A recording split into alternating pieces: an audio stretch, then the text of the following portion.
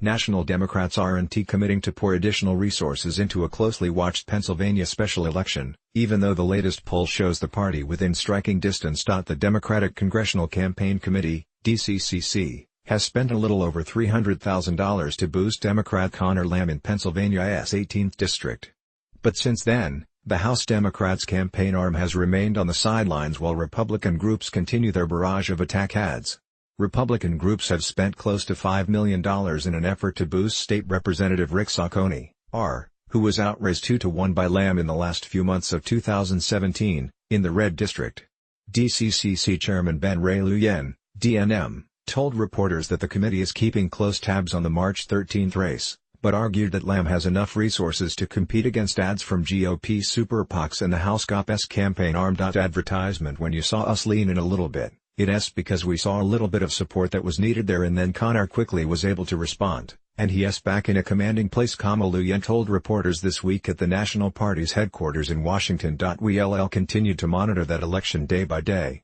But make no mistake, Conor will have the resources he needs to compete. Television stations are required to give individual candidates lower advertising rates than outside groups, meaning Lamb's campaign dollars go further on air than the same amount spent by a GOP outside group would.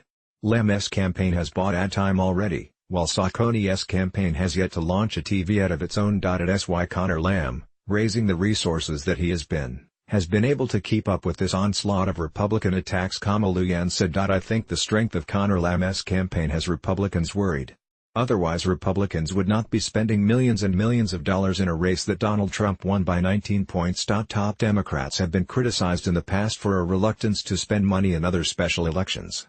While the DCCC focused heavily on boosting Democrat Jon Ossoff in the nationally watched race in Georgia, candidates running in special elections in Kansas and Montana got less financial help. Progressives argued that Democrats need to play more aggressively in all parts of the country, even in deep red seats. But some Democrats believe it's best to let a candidate in a Republican-leaning district run an independent campaign that keeps some distance from Washington, given many Americans' negative opinion of the nation's capital and national political figures. For Pennsylvania's 18th district, some strategists believe that Lamb can stand on his own without additional help from national Democrats.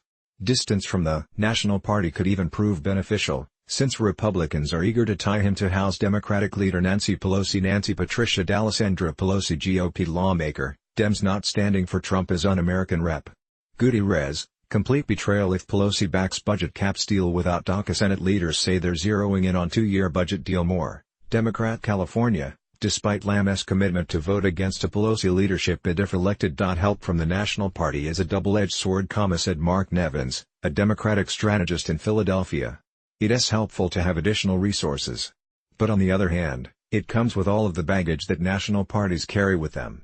The DCCC has done a good job of balancing the benefits of spending on behalf of Lamb with the costs not only to them, but to Lamb. GOP groups are turning up the heat on Lamb to prevent a Democratic upset in a district that President John Trump Tillerson, Russia already looking to interfere in 2018 midterms. Dems pick up deep red legislative seat in Missouri. Spire on Trump's desire for military parade. We have a Napoleon in the making. Moore won by nearly 20 points in the 2016 election. Republicans acknowledge that the race has tightened more than they hoped, but still feel confident that they can keep their grip on the seat vacated by ex-Rep.